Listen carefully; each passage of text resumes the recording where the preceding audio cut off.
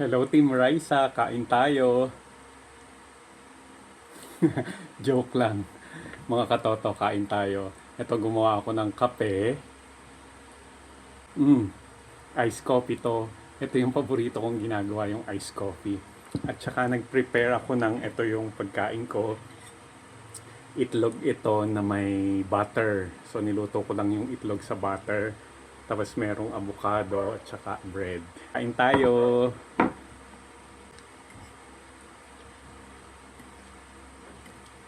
Kamusta na po? Matagal na tayong hindi nakapagkwentuhan uli. Lagyan natin ng itlog. Tapos, lagyan natin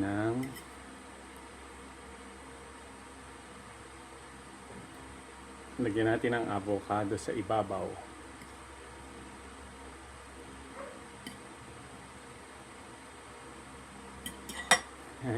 Ayan mga katoto.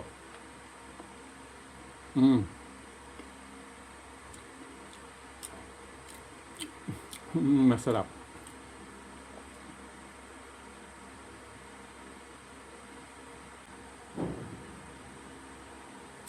Alam niyo, may naalala pala ako. Nung nag-aaral ako ng college, nalaman ko sa sarili ko na hindi pala ako pang hard labor.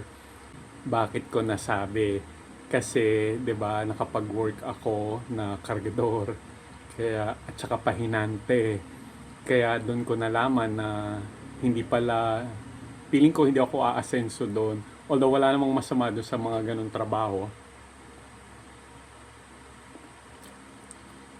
Kaya lang dapat malaman mo o makita mo sa sarili mo saan ka mas mag-grow. Feeling ko hindi ako mag-grow doon eh. At feeling ko rin mas mag-grow ako kung nasa office ako. Kaya ginawa ko, nag-aral na lang ako, 'di ba? Doon ko nakita na kinakailangan ko pala talagang mag-aral.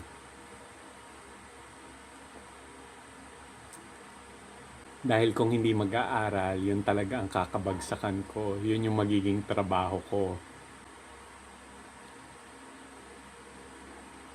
Minsan, alam nyo, kinakailangan kang subukin ng panahon o ng pagkakataon. Minsan, kinakailangan ka pang pahirapan bago mo makilala yung sarili mo, yung kapasidad mo, di ba?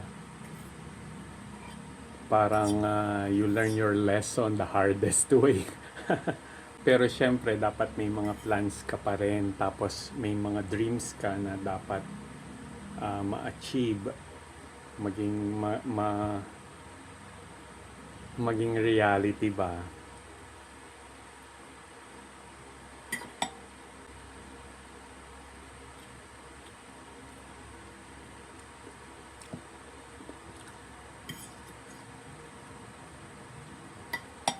Kaya kayo, dapat makilala nyo rin ng lubusan yung mga sarili nyo para ikaw mismo makatulong sa sarili mo, di ba?